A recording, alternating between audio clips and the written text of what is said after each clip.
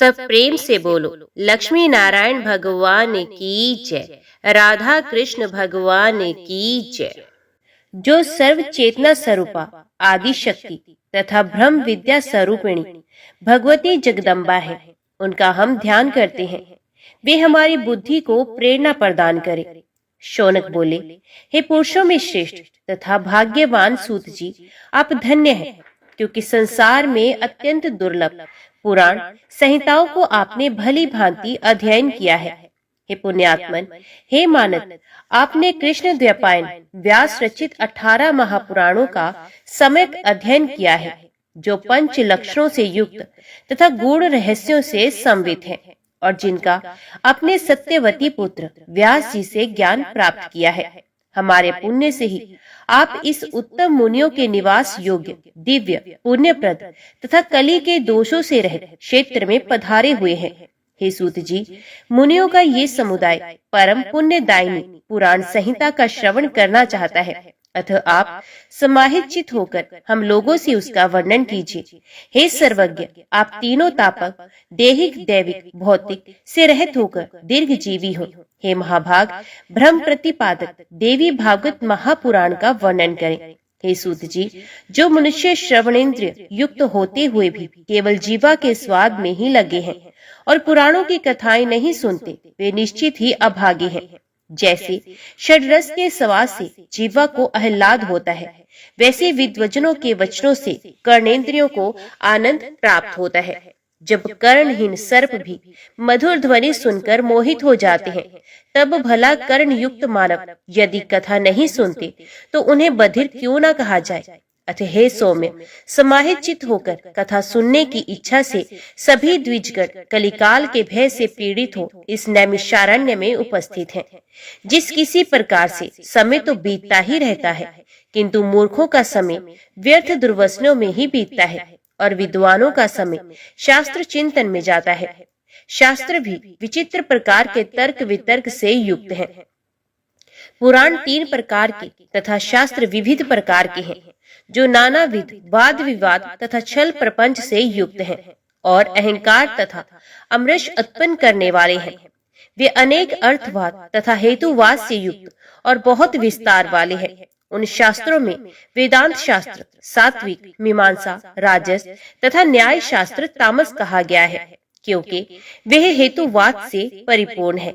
इसी प्रकार हे सौम्य, आपके द्वारा कहे गए पुराण कथा भेद से 3 गुणों वाले तथा 5 लक्षणों से संवित है। आपने ये भी बताया कि उन पुराणों में ये श्रीमद् देवी भागवत 5वां पुराण है, पवित्र है, वेद के समान है और सभी लक्षणों से युक्त है। उस समय आपने प्रसंगवश अत्यंत अद्भुत मुमुक्ष जनों के लिए मुक्तिप्रद मनोरथ पूर्ण करने वाले, धर्म में रुचि उत्पन्न करने वाले जिस पुराण को संक्षेप में कहा था, उस उत्तम पुराण को विस्तार पूर्वक कहिए। उस दिव्य तथा कल्याण में श्रीमद् देवी भागवत पुराण को हम सभी द्विजगण आदर पूर्वक सुनने की इच्छा रखते हैं। हे धर्मज्ञ, गुरु भक्त एवं सत्व गुण से संपन्न होने के कारण आप कृष्ण द्वैपायन के द्वारा कही गई इस प्राचीन संहिता का ज्ञान प्राप्त कर चुके हैं। जिस प्रकार देवता लोग अमृत पान करते हुए तृप्त नहीं होते, उसी प्रकार हम लोगों ने भी यहाँ आपके मुखारविंद से निकली अन्यान्य कथाएं सुनी, किंतु हम भी अभी भी हम तृप्त नहीं हुए हैं। हे सूत जी, उस अमृत को धिक्कार है जिसके पीने से कभी मुक्ति नहीं होती, परंतु इस भागवत रूपी कथा सुधा के पान से तो मनुष्य शीघ्र ही भव संकट से मुक्त हो जाता है। हे सूत जी, अमृत पान के लिए जो हजारों प्रकारों के यज्ञ किए गए हैं, उनसे भी सर्वदा के लिए हमें शांति नहीं मिली। यज्ञों का फल तो केवल स्वर्ग है। पुण्य क्षीण होने पर पुण्य स्वर्ग से मृत्यु लोक में लौटना ही पड़ता है। इस प्रकार निरंतर आवागमन के चक्र में आना जाना लगा रहता है। हे सर्वज्ञ, त्रिगुणात्मक काल चक्र में भ्रमण करते हुए मनुष्यों की ज्ञान के बिना मुक्ति कदापि संभव नहीं है। इसलिए सब प्रकार के रसों से परिपूर्ण तथा पुण्यप्रद श्रीमद् देवी भागवत पुराण कहिए, जो पवित्र, मुक्तिदायी, गोपनीय तथा मुमुक्ष जनों को सर्वदा प्रिय है। सूत जी बोले, हे मुनिजनों, मैं धन्य और महान भाग्यशाली हूँ जो कि आप महात्माओं ने वेद विशुद्ध तथा अत्यंत पुण्यप्रद श्रीमद देवी भागवत महापुराण के संबंध में प्रश्न करके मुझे पवित्र बना दिया। इसलिए मैं सभी वेदों के तात्पर्य से युक्त सभी शास्त्रों और आगमों के रहस्य रूप सर्वोत्तम श्रीमद देवी भागवत महापुराण के आप लोगों से कहता हूँ, हे द्विजगण, ब्रह्मा विष्णु महेश से सेवित स्तुति प्रायण मुनिजनों के सतत ध्यान करने योग्य तथा योगियों को मुक्ति देने वाले भगवती के सुंदर एवं कोमल चरण कमलों में प्रणाम करके मैं अब उस उत्तम पुराण का भक्ति पूर्वक विस्तार से वर्णन करूंगा, जो सभी रसों से युक्त, शोभा संपन्न, सभी रसों का निधान एवं श्रीमद देवी भागवत के नाम से प्रसिद्ध है। वैदिक मार्ग अनुसार जिसे विद्या कहते हैं, जो सर्वदा आदि शक्ति कही जाती है, जिन्हें योगी लोग पराशक्ति भी कहते हैं, जो सर्वज्ञ भवबंधन काटने में निपुण है तथा जो सबके हृदय देश में विराजती रहती है, और दुरात्मा प्राणी जिन्हें नहीं जान सकते। मुनियों के ध्यान करने पर जो शीघ्र प्रत्यक्ष दर्शन देती हैं, वे भगवती सर्वदा सिद्धिदायिनी बनी रहे, जो सत्य असत्य रूप उस जगत की सृष्टि करके अपनी त्रिगुणात्मिक सत्व रज और तप शक्ति द्वारा उसका पालन करती तथा प्रलयांत में उसका संहार करके अकेले स्वयं लीला रमण करती हैं। उन समस्त विश्व की जननी भगवती का मैं मन ही मन स्मरण करता हूँ। ये संसार में प्रसिद्ध है कि ब्रह्मा ही इस संपूर्ण जगत के सृष्टा है। साथ ही सभी वेदज्ञ तथा पुराण वेदता भी यही कहते हैं। उनका ये भी कथन है कि भगवान विष्णु के नाभि कमल से ही उन ब्रह्मा की उत्पत्ति हुई है, जो स्वतंत्र नहीं है, अपितु विष्णु की प्रेरणा से ही वे संसार की सृष्टि करते हैं। जब कल्पांत में सर्वत्र जलमय हो जाता है, तब केवल शेष शैया पर भगवान विष्णु शयन करते हैं और उन्हीं के नाभि कमल से ब्रह्मा का आविर्भाव होता है। इस प्रकार जब सहस्त्र फण वाले शेष ही विष्णु के आधार है, तो फिर उन मुरारी को भी सर्वाधार भगवान कैसे कहा जाए। परलेकालीन समुद्र का जल भी तो रस रूप ही है और बिना पात्र रस कहीं ठहर नहीं सकता। अतएव जो सब प्राणियों में शक्ति रूप से विराजती रहती हैं, मैं उन संपूर्ण संसार की जननी आदि शक्ति भगवती की शरण ग्रहण करता हूँ। योग निद्रा में लीन भगवान विष्णु को देखकर उनके नाभि कमल पर विराजमान ब्रह्मा ने जिन देवी की स्तुति की थी, मैं उन्हीं पराशक्ति भगवती की शरणागत हूँ। हे मुनिजनों, उन्हीं निर्गुण तथा सगुण रूप वाली तथा मुक्तिदायिनी योग माया का ध्यान करके मैं यहाँ संपूर्ण देवी भागवत पुराण कह रहा हूँ। आप लोग सुनिए। ये श्रीमद देवी भागवत नामक पुराण अत्यंत पवित्र एवं उत्तम है। इसमें 18,000 सुंदर श्लोक है। कृष्ण द्वैपायन द्वारा विरचित इस श्रीमद देवी भागवत पुराण में कल्याणकारी 12 सकल तथा कुल 318 अध्याय बताए गए हैं। उनमें प्रथम स्कंद में 20 अध्याय, द्वितीय 12, तृतीय में 30 और चतुर्थ में 25 हैं। पंचम स्कंद में 35 अध्याय, षष्ठ में 21, सप्तम में 40, अष्टम में तत्व संख्या के बराबर अर्थात 24, नवम में 50, दशम स्कंद में 13 अध्याय मुनि व्यास जी ने कहे हैं। इसी प्रकार हे मुनिगण, एकादश स्कंद में 24 और द्वादश स्कंद में 14 अध्याय बताए गए हैं। इस प्रकार महात्मा व्यास जी ने इस महापुराण में अध्यायों की संख्या बताई है। इसमें श्लोकों की संख्या 18,000 कही गई है। सर्ग, प्रतिसर्ग, वंश वर्णन, मनवंत्र तथा वंशानुचित, इस प्रकार पुराणों के 5 लक्षण है, जो कल्याणमयी भगवती नित्या निर्गुणा व्यापक रूप से सृष्टि में स्थित रहने वाली विकार रहित योग गम्या सबके आधार रूपा तथा तुरीयावस्था में प्रतिष्ठित है। उन्हीं की सात्विकी, राजसी और तामसी शक्तियाँ महासरस्वती, महालक्ष्मी तथा महाकाली नामक देवियों के रूप में प्रकट होती हैं।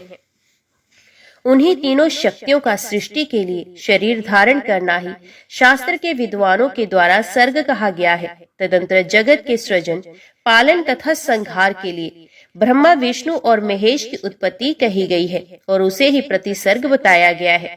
चंद्रवंशी, सूर्यवंशी राजाओं के वंश वर्णन तथा हिरण्यकशिपु आदि दैत्यों के वंश कथन को वंश कहा गया है। इसी प्रकार स्वयंभू आदि 14 मनुओं का वर्णन एवं उनके समय विभाग मनवंतर कहलाते हैं। उन मनुओं के वंश का क्रमश वर्णन करना ही वंशानुचित कहा गया है। हे मुनिवरों, इस प्रकार सभी पुराण उपयुक्त 5 लक्षणों से युक्त होते हैं। 1.25 लाख श्लोकों का महाभारत नामक ग्रंथ भी व्यास जी ने ही रचा है। ये इतिहास कहलाता है, जो वेद सम्मत होने के कारण 5वां वेद कहा गया है। शौनक जी बोले, हे सूत जी, ये पुराण कौन कौन से हैं और कितने हैं? हम लोगों को सुनने की उत्कट इच्छा है और आप सर्वज्ञ हैं, अतः विस्तार से बताइए।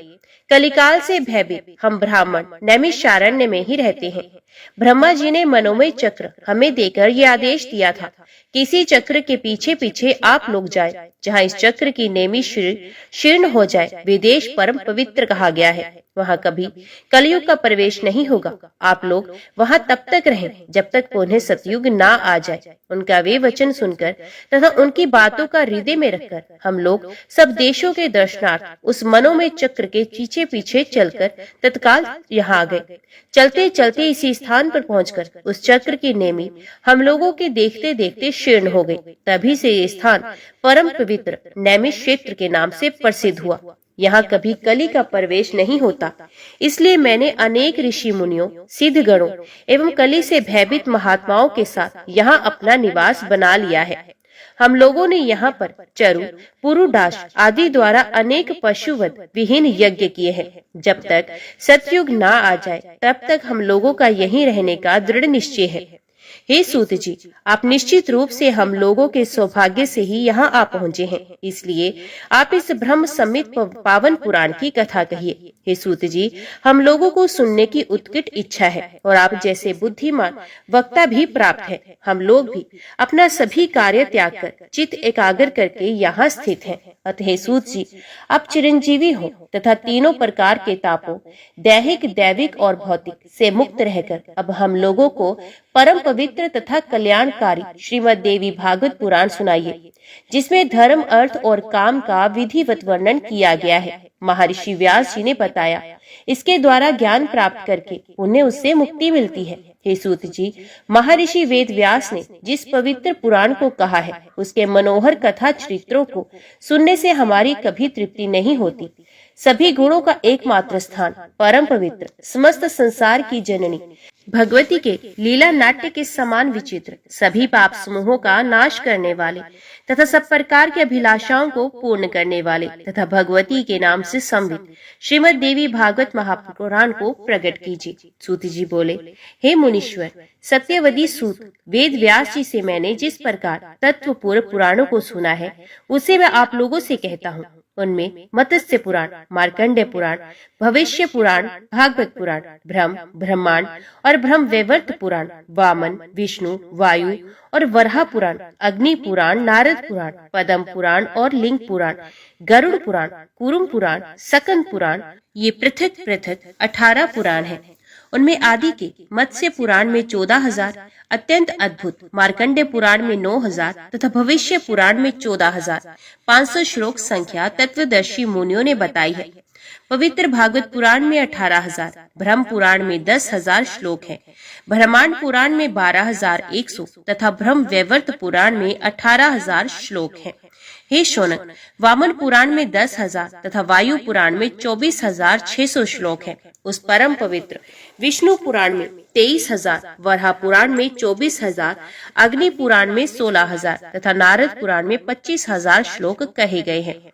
विशाल पद्म पुराण में 55,000, लिंग पुराण में 11,000 श्लोक है। इसी प्रकार साक्षात भगवान के द्वारा कहे हुए गरुड़ पुराण में 19,000 तथा कूर्म पुराण में 17,000 श्लोक हैं। परम विचित्र सकन पुराण में 81,000 श्लोक कहे गए हैं। हे पाप रहित मुनियों, इस प्रकार मैंने पुराणों तथा उनके श्लोकों की संख्या विस्तार पूर्वक बता दी। हे मुनिवरों, अब उप पुराणों की भी संख्या सुनिए। उनमें सर्वप्रथम उप पुराण सनंत कुमार है। तत्पश्चात नरसिंह, नारदीय, शिव, दुर्वासा, कपिल, मनु, उष्णा, वरुण, कालिका, सांब, नदी, नंदी, सौर, पराशर, आदित्य, माहेश्वर, भागवत तथा 18वां वाशिष्ठ, ये सब उप पुराण महात्मा द्वारा बताए गए हैं।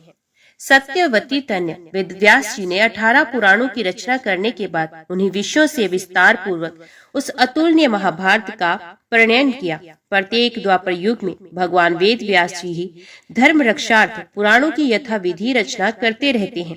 जब जब द्वापर युग आता है तब तब साक्षात भगवान विष्णु ही व्यास जी के रूप में अवतीर्ण होकर सर्वलोक हितार्थ वेद के अनेक भेदों उपवेद करते हैं। विशेषकर कलयुग में ब्राह्मणों को अल्पायु एवं अल्प बुद्धि जानकर वे युग युग में पवित्र पुराण संहिताओं का निर्माण करते हैं। स्त्रियों, शूद्रों तथा भ्रष्ट द्विज जातियों को वेद श्रवण का अधिकार नहीं है, इसलिए उनके कल्याण के लिए व्यास जी ने पुराणों की रचना की है। हे श्रेष्ठ मुनिगण, इस वैवस्वत नामक शुभ 7वें मनवंतर के 28वें द्वापर युग में परम धर्मनिष्ठ सत्यवती पुत्र मेरे गुरु श्री व्यास जी हुए और 29वें द्वापर में द्रोणी नाम के व्यास होंगे। इनके पूर्व भी 27 व्यास हो चुके हैं, जिन्होंने प्रत्येक युग में अनेक पुराण संहिताएं रची हैं। ऋषियों ने कहा, हे महाभाग सूत जी, अब आप पूर्व काल में प्रत्येक द्वापर युग में अवतीर्ण हुए पुराण वक्ता व्यासों की कथा कहिए। सूत जी बोले, सृष्टि के बाद सर्वप्रथम द्वापर युग में स्वयं ब्रह्मा जी ने ही व्यास के रूप में प्रकट होकर वेदों का विभाजन किया। दूसरे द्वापर में प्रजापति व्यास बने, तीसरे द्वापर में शुक्राचार्य, चौथे द्वापर में बृहस्पति, पांचवें में सूर्य तथा छठे में यमराज ही साक्षात व्यास बने थे। 7वें द्वापर में इंद्र, 8वें में वशिष्ठ मुनि, 9वें में सारस्वत और 10वें द्वापर में त्रिधामाजी व्यास हुए। 11वें में त्रिविश, 12वें में भरद्वाज मुनि, 13वें में अंतरिक्ष और 14वें में धर्मराज व्यास बने। 15वें द्वापर में त्रियारुणी, 16वें में धनंजय, 17वें में मेधातिथि तथा 18वें द्वापर में व्रति मुनि व्यास हुए। 19वें में अत्रि, 20वें में गौतम और 21वें द्वापर में हरेत्मा उत्तम नामक व्यास कहे गए हैं। 22 में वाजश्रवा वेन, 23 में आमुषायन्य सोम, 24 में तृणविंदु तथा 25वें द्वापर में भार्गव व्यास हुए। 26 में शक्ति, 27 में जातुकर्ण्य और 28वें द्वापर में कृष्ण देवपायन जी व्यास हुए। इस प्रकार 28 व्यासों के नाम जैसे मैंने सुना था वैसे ही बता दिया है।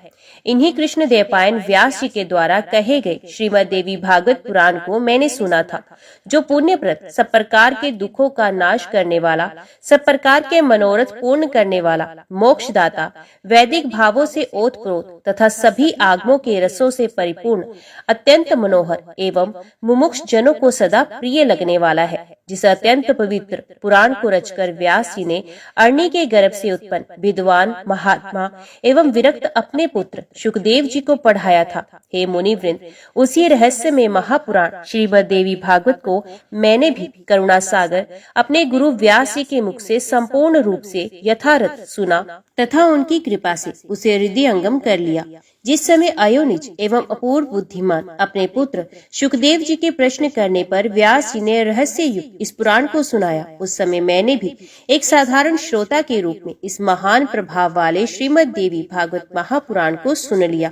हे सर्वश्रेष्ठ मुनिजन, श्रीमद देवी भागवत रूपी इस कल्प वृक्ष के फल के स्वाद के प्रति आदर बुद्धि रखने वाले तथा अपार संसार सागर से पार लाने के लिए श्री सुखदेव जी ने अनेक प्रकार की सुंदर एवं रसमयी कथाओं से युक्त जिस अद्भुत महापुराण को विधिवत अपने कर्णपुट से प्रेम पूर्वक सुना है, उसे श्रवण करके भी जो कलिकाल के भय से मुक्त ना हुआ, भला ऐसा प्राणी इस भूतल पर कौन होगा।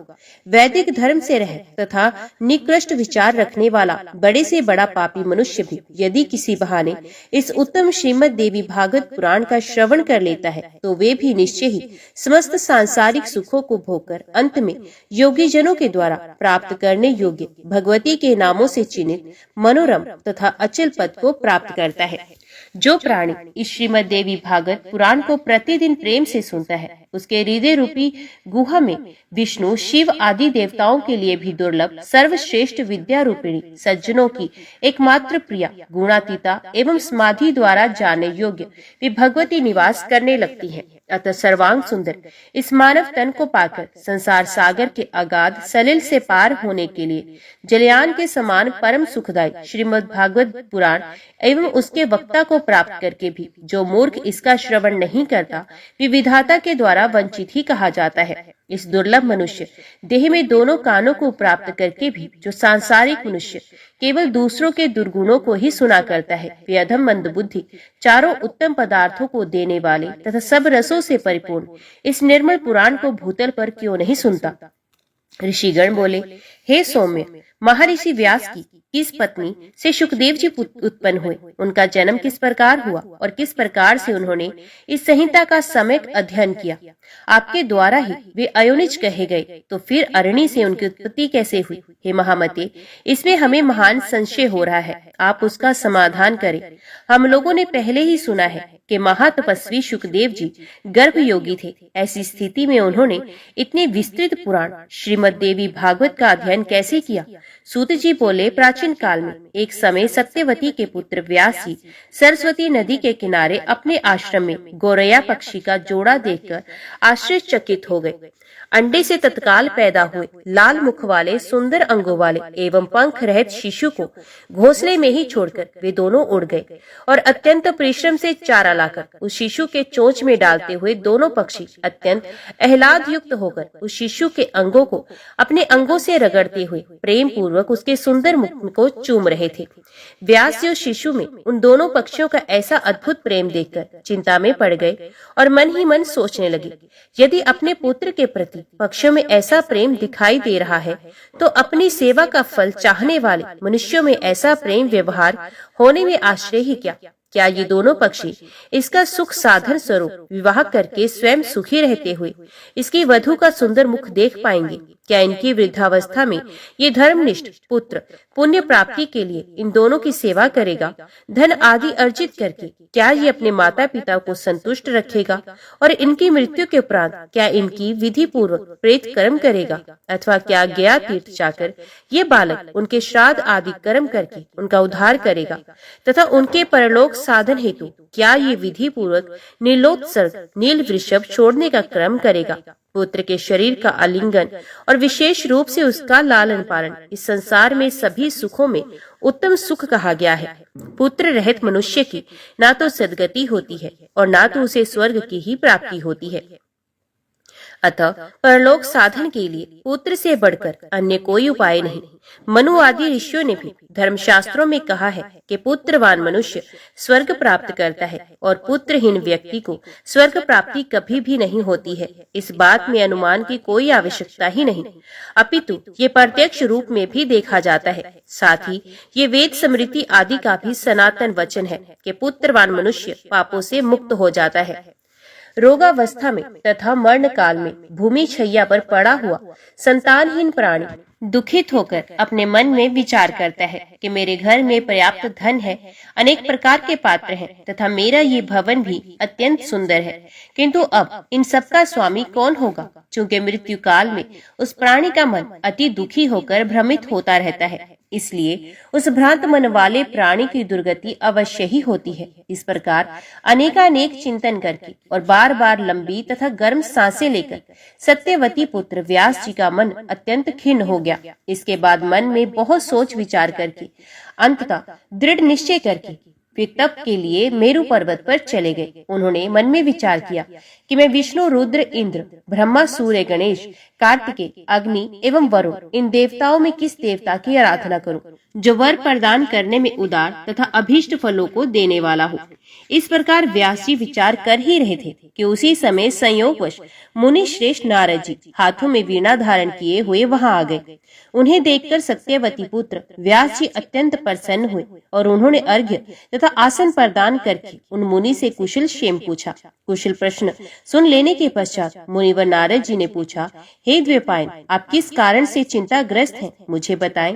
व्यास जी बोले, संतानहीन व्यक्ति की सद्गति नहीं होती और कभी भी उनके मन में सुख अनुभूति नहीं होती। इसी बात को लेकर मैं अत्यंत दुखित हूँ और बार बार यही सोचता रहता हूँ, मैं अभिलषित फल देने वाले किस देवता को अपनी तप साधना से प्रसन्न करूँ। इस चिंता में पड़ा हुआ मैं अब इसके समाधान हेतु आपकी शरण में हूँ। हे महर्षि, आप सब कुछ जानने वाले हैं। हे कृपा सिंधु, आप मुझे शीघ्र ही बताएं कि मैं किस देवता की शरण में जाऊं जो प्रसन्न होकर मुझे पुत्र प्रदान करे। सूत जी बोले, व्यास जी के द्वारा इस प्रकार पूछे जाने पर वेदवेत्ता तथा महामना महर्षि नारद अत्यंत प्रेम पूर्वक कृष्ण द्वैपायन से कहने लगे। नारद जी बोले, हे पराशर तन्य, हे महाभाग, आपके द्वारा जो प्रश्न यहाँ मुझसे पूछा गया है वैसा ही प्रश्न पूर्व काल में मेरे पिता ब्रह्मा जी ने मधुसूदन भगवान विष्णु से किया था। मेरे पिता ब्रह्मा जी कौस्तुभ मणि की प्रभा से दीप्तिमान शंख चक्र गदा और पद्म धारण करने वाले, पीत वस्त्र धारण करने वाले, 4 भुजाओं वाले, श्रीवत्स चिन्ह से विभूषित, वक्ष स्थल वाले, सभी लोगों के कारण स्वरूप देवादिदेव, जगत गुरु, जगदीश्वर, वासुदेव देवेश, जगतपति श्रीनाथ विष्णु को ध्यान में अवस्थित होकर कठोर तप करते हुए देखकर अत्यंत विस्मय से पड़ गए और उन्होंने पूछा। ब्रह्मा जी बोले, हे देवादिदेव, हे जगन्नाथ, हे भूत भविष्य वर्तमान के स्वामी, आप किस लिए ये कठोर तपस्या कर रहे हैं? हे जनार्दन, आप किसके ध्यान में लीन हैं? हे देवेश, ये देखकर मैं परम विस्मय में पड़ा हुआ हूँ कि समस्त विश्व का स्वामी होते हुए भी आप ऐसा ध्यान कर रहे हैं। भला इससे बढ़कर अन्य कौन सी विचित्र बात होगी? आपके नाभि कमल से प्रादुर्भूत होकर मैं संपूर्ण लोगों के कर्ता के रूप में अधिष्ठित हूँ। हे लक्ष्मीपति, आपसे भी श्रेष्ठ कौन देवता है? उस देवता को मुझे बताइए। हे जगन्नाथ, मैं तो यही जानता हूँ कि आप ही आदि स्वरूप, सबके कारण निर्माता, पालनकर्ता, संहारक तथा सभी कार्यों को संपादित करने वाले हैं। हे महाराज, आपकी इच्छा से ही मैं इस जगत के रचना कार्य में प्रवृत्त होता हूँ और सदा आपके ही आदेश से शंकर जी प्रलय अवस्था में जगत का संहार करते हैं। हे ईश, आपकी आज्ञा से ही सूर्य आकाश में नियमित रूप से भ्रमण करता है, शुभ तथा अशुभ हवा चलती है, अग्नि ताप धारण करती है और मेघ वृष्टि करता है। आप किस देवता का ध्यान कर रहे हैं, ये मेरी महती शंका है। मैं तो तीनों लोकों में आपसे बढ़कर अन्य किसी देवता को नहीं जानता।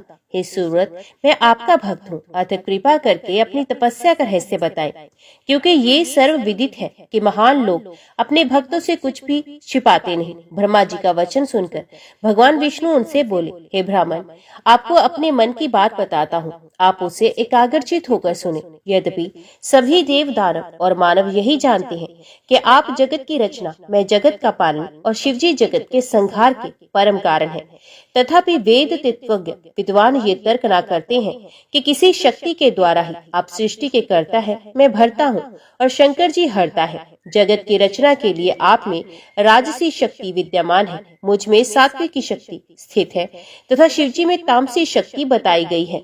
उस शक्ति के ना रहने पर आप ना तो सृष्टि रचना कर सकते हैं, ना मैं पालन कार्य करने में समर्थ हो सकता हूँ और ना ही शंकर संहार कर सकते हैं। हे विभो, हम सभी निरंतर उसी शक्ति के अधीन रहते हैं। हे सुव्रत, अप्रत्यक्ष तथा परोक्ष से संबंधित दृष्टांत भी आप सुनिए। इसमें कोई संशय नहीं कि मैं परतंत्र होकर शेष शैया पर शयन करता हूँ और उसी शक्ति के अधीन होकर समय पर काल का वशव्रती होकर मैं शयन से उठता हूँ। उसी शक्ति का अवलंबन कर प्राप्त कर मैं सदा तपशरण करता रहता हूँ। मैं कभी लक्ष्मी के साथ सुखपूर्वक विहार करता हूँ और कभी दानवों के साथ अत्यंत भीषण, शरीर को चूर्ण कर देने वाला तथा लोगों को भयभीत कर देने वाला युद्ध भी करता हूँ। हे धर्मज्ञ, आप ये तो प्रत्यक्ष जानते हैं कि पूर्व समय में मेरे द्वारा उस महासिंधु में 5000 वर्षों तक भीषण बाहु युद्ध किया गया था। हे देव, कान की मैल से उत्पन्न अत्यंत दुष्ट मदोमद तथा अहंकारी मधु कैटब नामक दोनों दानवों को मैंने देवी की कृपा से ही संहार किया था। हे महाभाग, क्या आप उस समय प्रात पर कारण स्वरूपा महाशक्ति को नहीं जान पाए थे अथवा बार बार क्यों पूछ रहे हैं? उसी शक्ति की इच्छा से मैं परम पुरुष के रूप में महासागर में विचरण करता हूँ और विभिन्न युगों में कश्यप, वराह, नरसिंह तथा वामन के रूप में अवतरित होता रहता हूँ। त्रिज्ञ योगिनी के उत्पन्न होना किसी के लिए भी प्रिय नहीं। मैं अपनी इच्छा से वामन, वराह आदि योनियों में उत्पन्न नहीं होता, अपितु इसमें उसी शक्ति की प्रेरणा ही परम कारण है। भला ऐसा कौन होगा जो लक्ष्मी के साथ सुखदायक विहार का त्याग करके मत्स्यादि नीच योनियों में जन्म लेगा? यदि मैं स्वतंत्र होता तो सुखदायिनी शैया को छोड़कर गरुड़ रूपी आसन पर बैठकर महाभयंकर युद्ध क्यों नहीं करता? हे अज, प्राचीन काल में एक बार आपके समक्ष ही धनुष के प्रत्यंचा टूट जाने के कारण मेरा सर छिन्न हो गया था। तब शिल्पकार में श्रेष्ठ, आपने फिर से मेरे धड़ पर घोड़े का सर जोड़ दिया था। हे लोक निर्माता, उसी समय मैं हयग्रीव नाम से लोक प्रसिद्ध हुआ। ये सब आपके सामने घटित हुआ था। यदि मैं स्वाधीन होता तो संसार में ये विडंबना कैसे होती।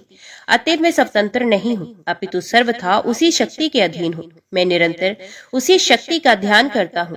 हे कमलोद्धव, मैं इसके अतिरिक्त अन्य कुछ भी नहीं जानता। नारद जी बोले, हे व्यास जी, भगवान विष्णु ने ब्रह्मा जी से इस प्रकार कहा, हे मुनिश्रेष्ठ, मेरे पिता ब्रह्मा जी ने भी वे सब बातें मुझसे कही थी। अतः आप भी कल्याणकारी पुत्र प्राप्ति के उद्देश्य से सर्वथा संशय रहित होकर अपने हृदय कमल में देवी भगवती के चरणार बिंदु का ध्यान कीजिए। हे देवी, आपके समस्त अभिलाषित फलों को अवश्य प्रदान करेंगी। सूत जी बोले, नारद जी के ऐसा कहने पर सत्यवती पुत्र व्यास जी देवी के चरणार बिंद में अपना ध्यान केंद्रित करते हुए तप के लिए पर्वत पर चले गए। ऋषिगण बोले, हे सूत जी, हमारा चित्त संदेह रूपी सागर में पूर्ण डूबता जा रहा है, क्योंकि आपने महान आश्चर्यजनक तथा संसार को विस्मित कर देने वाली ये बात कह दी कि विष्णु के शरीर से उनका सर अलग हो गया था और वे सर्वपालक जनार्दन पुण्य हयग्रीव हो गए थे। वेद भी जिन भगवान विष्णु का स्तवन करते हैं, समस्त देवता जिनका आश्रय ग्रहण करते हैं, जो आदि देव है, जगत के स्वामी हैं और सभी कारणों के भी कारण हैं, देव योग से उनका भी मस्तक कैसे कट गया। हे महामती, वे सब आप हमसे विस्तार पूर्वक शीघ्र कहिए। सूत जी बोले, हे मुनियों, आप सभी लोग एकाग्रचित होकर परम तेजस्वी देवादिदेव भगवान विष्णु का चरित्र सुनिए। किसी समय वे सनातन देव विष्णु 10,000 वर्षों तक भीषण युद्ध करके अत्यंत थक गए थे। तदंतर एक समतल तथा शुभ स्थान पर पद्मासन लगाकर पृथ्वी पर स्थित प्रत्यंचा चढ़े हुए धनुष पर गर्दन टिकाए हुए उस धनुष की नोक पर भार देकर लक्ष्मीपति भगवान विष्णु सो गए। थकावट के कारण देवयोग से उन्हें गहरी नींद आ गई। कुछ समय बीतने के बाद ब्रह्मा, शिव तथा इंद्र सहित सभी देवता यज्ञ करने को उद्यत हो गए।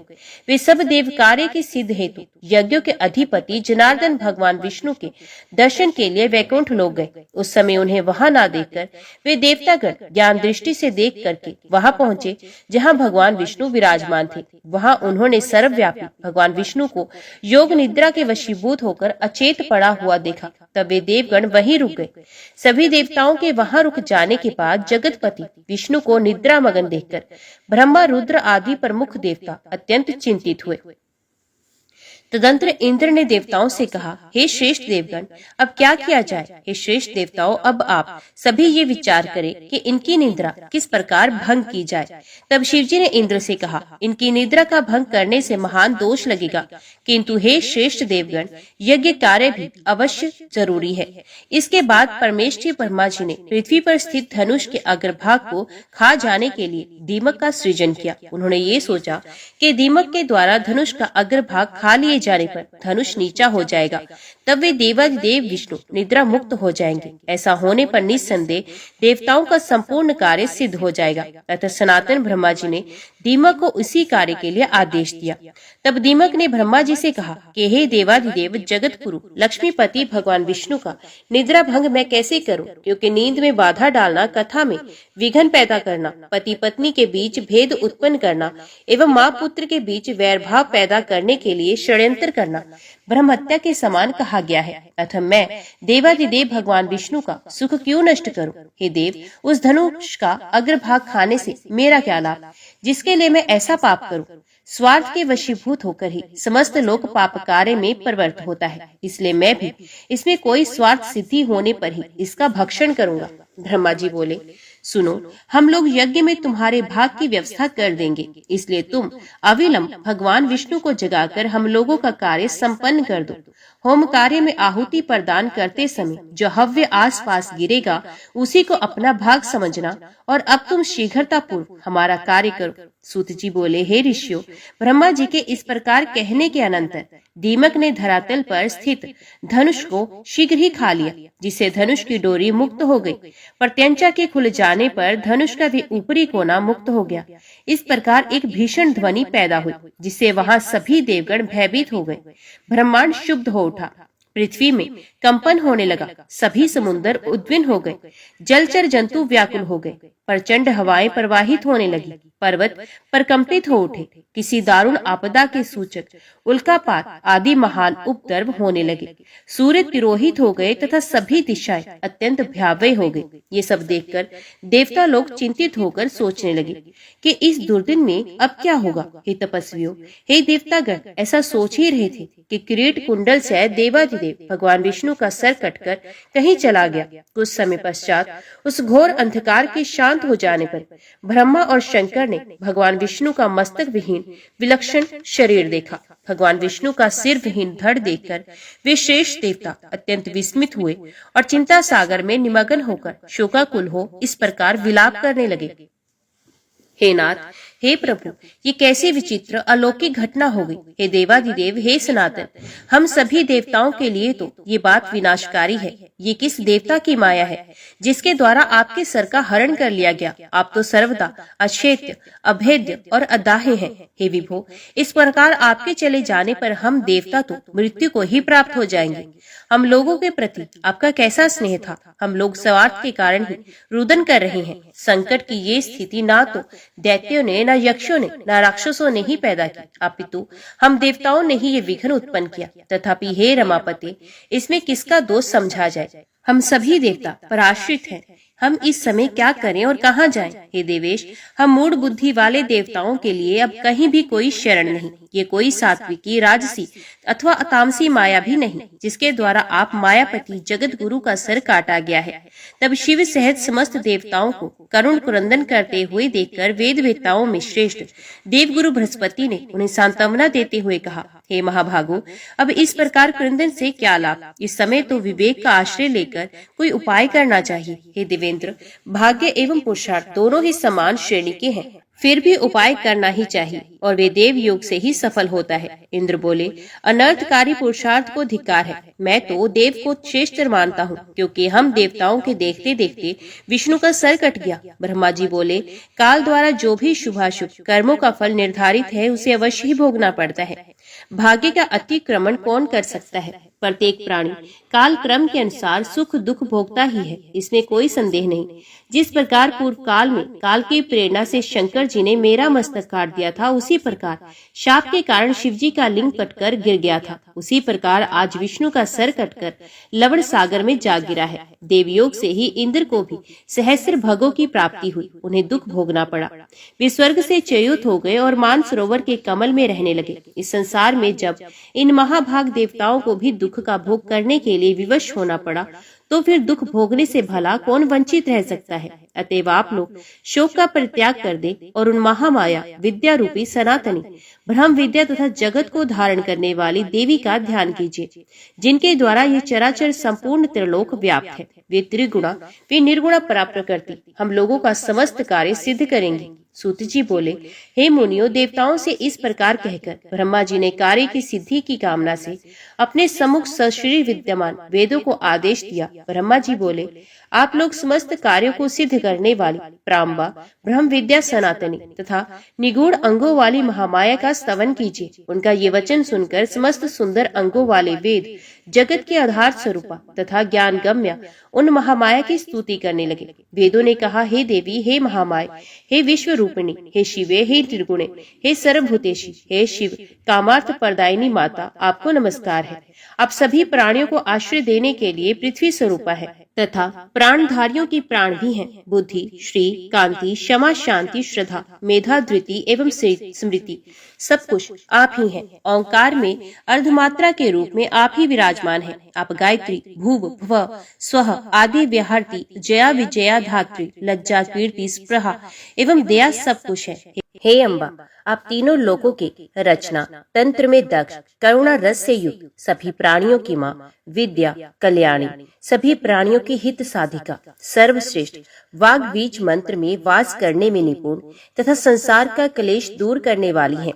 आपकी हम स्तुति करते हैं।